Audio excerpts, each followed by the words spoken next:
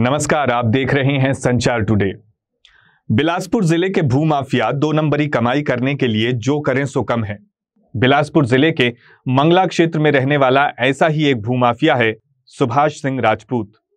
कुछ भूमाफिया ऐसे होते हैं जो थोड़ा चोरी छुपे गड़बड़ियां करते हैं, लेकिन सुभाष सिंह राजपूत नाम के इस व्यक्ति ने आदेशों की अवहेलना और दुस्साहस की सारी हदें पार कर दी। इसने जमीन की हेराफेरी करने के लिए बिलासपुर जिले के तत्कालीन कलेक्टर सारांश मित्तर के आदेश को ही ठेंगा दिखा दिया।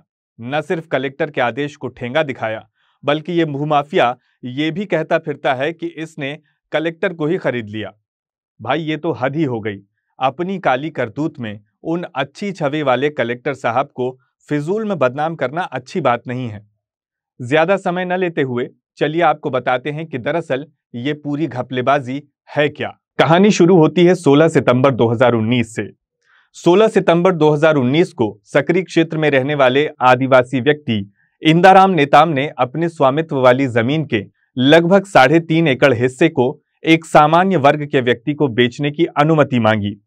अनुमति इसलिए मांगी क्योंकि नियमों के अनुसार यदि कोई आदिवासी व्यक्ति अपनी जमीन किसी सामान्य वर्ग के व्यक्ति को बेचना चाहे तो बिना कलेक्टर की अनुमति के नहीं बेच सकता। ऐसा नियम इसलिए है क्योंकि कई बार भोले भाले आदिवासी समाज के लोगों को कुछ लालची भूमाफिया डरा धमका कर उनकी जमीन औने पौने दाम पर जबरन खरीद लेते थे और फिर उस आदिवासी व्यक्ति के पास अपने जीवन यापन के लिए जमीन ही नहीं बचती थी।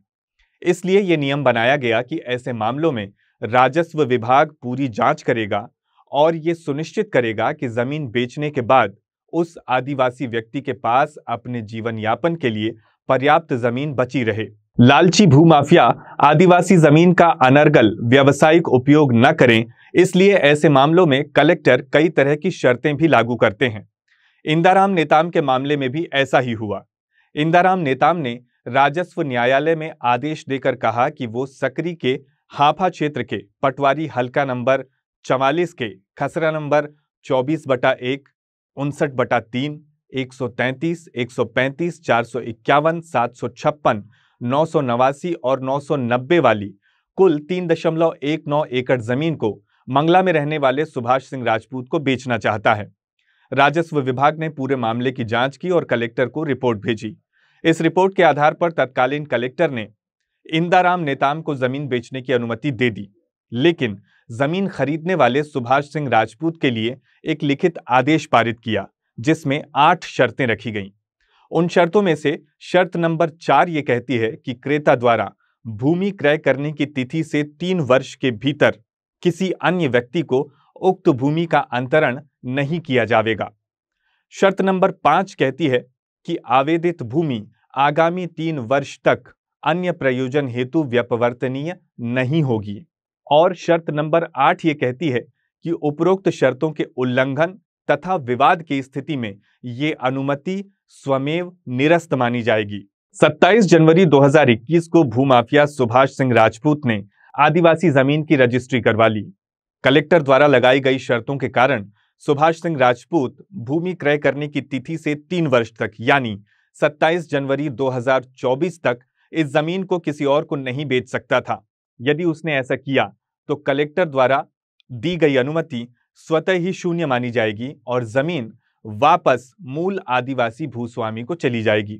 लेकिन तत्कालीन कलेक्टर सारांश मित्तर द्वारा जारी किए गए आदेश की शर्तों को ठेंगा दिखाकर भूमाफिया सुभाष सिंह राजपूत ने 1.5 साल के अंदर ही 3 अलग अलग लोगों को 1 एकड़ से ज्यादा जमीन बेच दी। कलेक्टर के आदेश को ठेंगा दिखाते हुए इस भूमाफिया ने जिन लोगों को जमीन बेची उनमें एक महिला सरकारी कर्मचारी, एक भूमाफिया और एक भूमाफिया कम कांग्रेस नेता शामिल है।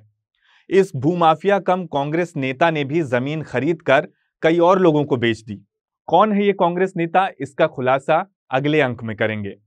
आने वाले अंकों में आपको ये भी जानकारी देंगे कि इस घपलेबाजी में राजस्व विभाग के कौन कौन से अधिकारी शामिल हैं और कैसे सबने मिलकर इस घपलेबाजी को अंजाम दिया।